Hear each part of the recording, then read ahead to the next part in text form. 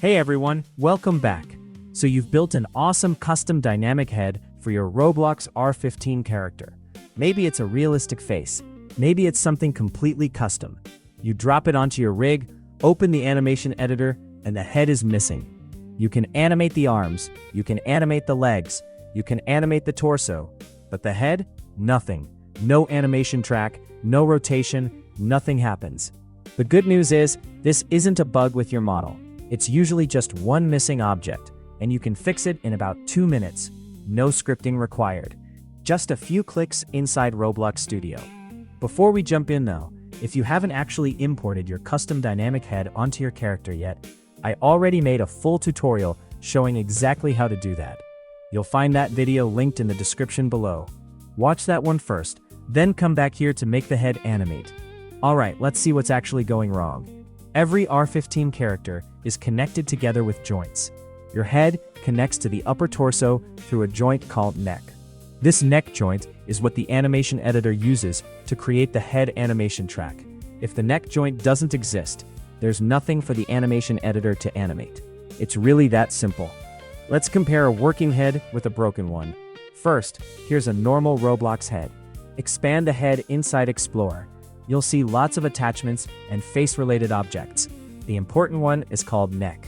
Notice its icon. It's an animation constraint. Right below it, you'll usually see another object called Neck BallSocket. The neck is the animation joint.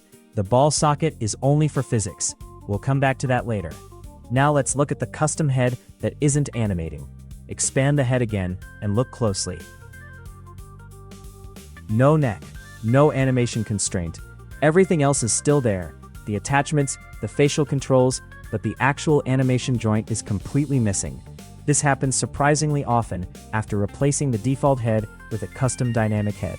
Visually, everything looks fine, but without that neck joint, the animation editor has nothing to control. That's exactly why the head track never appears. Luckily, the important attachments are still there. Both the head and the upper torso still contain a neck rig attachment. These are simply the connection points for the missing joint.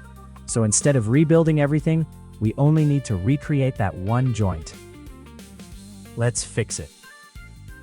The neck joint always lives inside the head. Hover over it and click the little plus button. Search for animation constraint. Insert it. Now rename it to exactly neck with a capital N. That name matters because Roblox expects the joint to be called neck. Next, open the Properties window. There are only 2 properties we need to configure. First is Attachment0. Set Attachment0 to the neck rig attachment inside the upper torso. Think of Attachment0 as the parent side, the torso. Next, set Attachment1 to the neck rig attachment inside the head. That's the child side, the head itself. One more setting. Find IsKinematic. Make sure it's turned on. When IsKinematic is enabled, Roblox treats the neck joint as animation-driven instead of letting physics control it.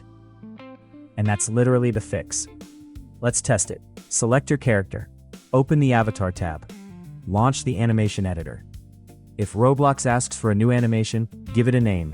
Now look at the animation tracks. There it is. Head. Exactly what was missing before.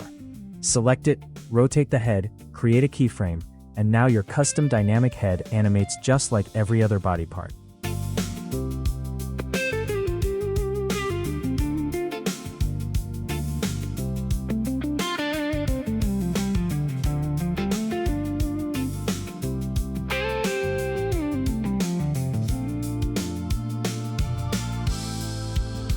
There's one more thing you'll probably notice immediately. After fixing the head, your hair might not move with it. The head rotates, but the hair stays floating in place. The exact same thing can happen with hats, glasses, or any face accessory. Thankfully, the fix is almost identical. Let's use this hair accessory as an example. Expand the accessory. Open its handle. Inside, you'll find an accessory rigid constraint. Select it. Look at Attachment 1. You'll notice it's pointing to the old head. That reference is broken because the original head no longer exists. Simply click Attachment 1, then choose the hair attachment inside your new custom head. Now the rigid constraint knows where the new head is. There's one more piece we should restore. Normally the handle also contains an accessory weld. If yours is missing, select the handle, click the plus button, add a weld, then rename it to accessory weld. Set part 0 to the handle. Set part 1 to the head.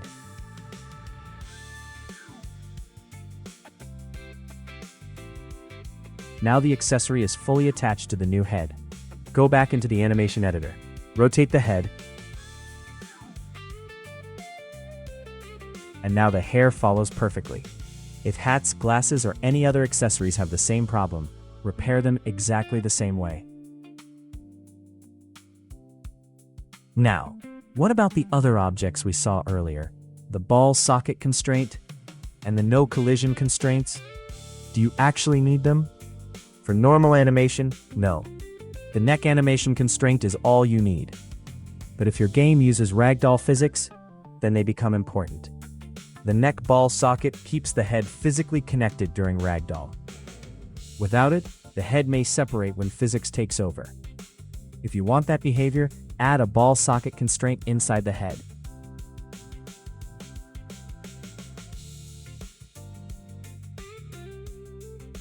Rename it Neck Ball Socket. Connect it to the exact same neck rig attachments as the neck joint.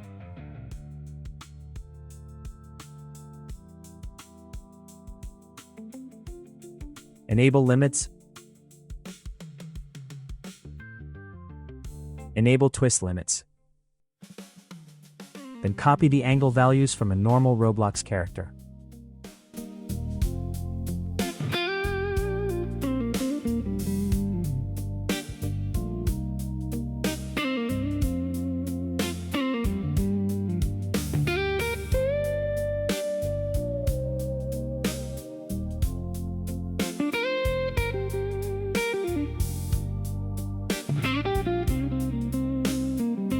Finally, there are the no-collision constraints.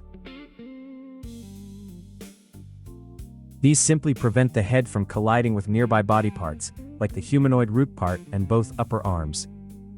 During normal animation, they don't matter much. During ragdoll, they help keep everything stable. So if you're building a ragdoll system, it's worth adding them too.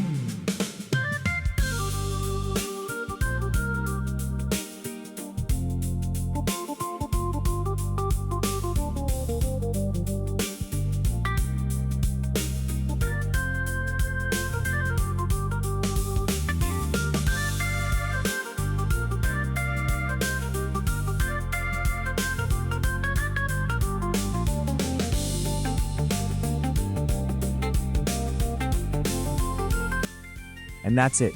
One missing joint. One quick fix.